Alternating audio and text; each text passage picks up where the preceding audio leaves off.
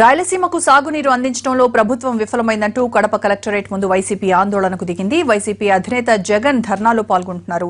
రాయలసీమకు చెందిన వైసీపీ నేతలు, రైతులు ఈ మహాధర్నాలో పాల్గొన్నారు. కాసేపట్లో జగన్ జిల్లా కలెక్టర్కు వినతి పత్రం అందించనున్నారు. కడప జిల్లాలో జరుగుతున్న రైతు మహాధర్నాలో జగన్ మాట్లాడుతున్నారు. లైవ్ లో చూద్దాం. పవర్ జనరేషన్ కోసం కాకుండా రైతుల కోసం, ఇరిగేషన్ కోసం ఆ ప్రాజెక్టును కేటాయింపులు చేయాలి అని చెప్పి గట్టిగా చంద్రబాబు నాయుడు గారు డిమాండ్ చేస్తా ఉన్నాం. ఖచ్చితంగా ఈ అన్ని డిమాండ్లతో చంద్రబాబు నాయుడు గారి మీద ఈ పోరాటం ఇంతటితో ఆపమని, రాబోయే రోజుల్లో ఇంకా ఉద్రిక్తం చేస్తామని చెప్పి కూడా చెప్తా ఉన్నాం.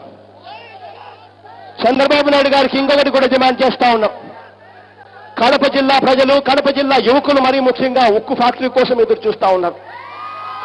ఆ ఉక్కు ఫ్యాక్టరీ, ఆ దివంగత నేత ప్రీతమ నాయకుడు రాజశేఖర రెడ్డి గారి హయాంలో ఆ ఉక్కు ఫ్యాక్టరీ అంతో ఇంతో కదలిక వచ్చింది.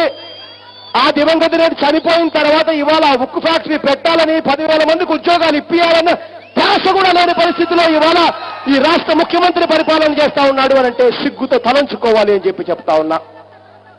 చంద్రబాబు నాయుడు గారు ఉక్కు ప్రాజెక్టు విషయంలో కూడా ముందడుగు వేయకపోతే తీవ్ర పరిణామాలుంటాయని కూడా గట్టిగా హెచ్చరిస్తూ, ఈ అన్ని డిమాండ్లతో కలెక్టర్ గారికి అర్జీ ఇచ్చి చంద్రబాబు నాయుడు గారికి జ్ఞానోదయం కావాలని చెప్పి దేవుణ్ణి ప్రార్థిస్తూ, కనీసం ఇప్పటికన్నా చంద్రబాబు నాయుడు గారికి జ్ఞానోదయం అవుతుందని చెప్పి ఆశిస్తున్నాం.